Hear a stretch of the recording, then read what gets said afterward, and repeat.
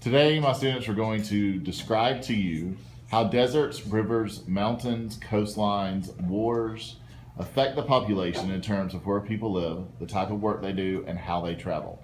So we have 7 different scenarios. The first scenario that we will start with is describe someone who lives along the Tigris River in Turkey.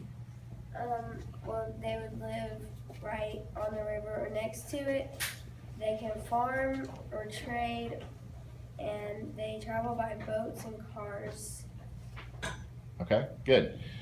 The next thing is describe someone who lives along the Mediterranean Sea in Israel. They would live along the coast in Israel. They would work in a desalination plant. They would travel by boat, animal, by car, or by train. Okay, so we're seeing examples of how these people could live based upon their geography, their climate, different things like that. So a little different, describe someone who lives along the Persian Gulf in Iran. I live along the Persian Gulf, and I'm a pistachio farmer, but my neighbor works in an oil rig, and my other neighbor is a fisher. And I travel by boat or train because there are only 55 cars for every 1,000 for every 1,000 people. I'm probably saying this wrong. Okay, good. All right. Next is someone who lives in the middle of Saudi Arabia. How is their climate and life going to be different?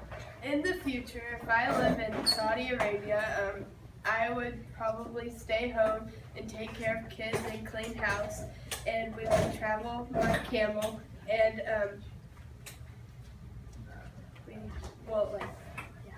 Okay. All right. So the next is describe someone who lives in the mountains of Kurdistan. The transportation, you would either walk, ride camels, or possibly have a car. The people would live near rivers and springs on the mountain to have water, and the jobs would be like gathering food, hunting, and like farming. Okay, very good. All right. This next one is very different from the others. It says describe someone who lives in ISIS-controlled territory in Syria. They would only walk because cars and buses might be targets by ISIS. People might not want to work.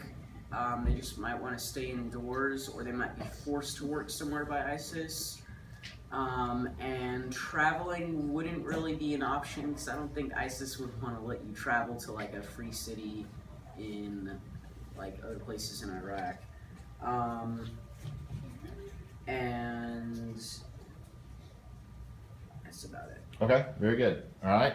Describe someone who lives in a resort in northern Turkey along the Black Sea. They could be a fisherman or a hotel worker, and they would travel by train. Okay. All right, good. So, what the point of this was is to show you where people live, their life could be different. Even if we're talking about the Middle East, we have different climates, different parts of the Middle East to where people's lives will be different based upon where they live. Good job, guys.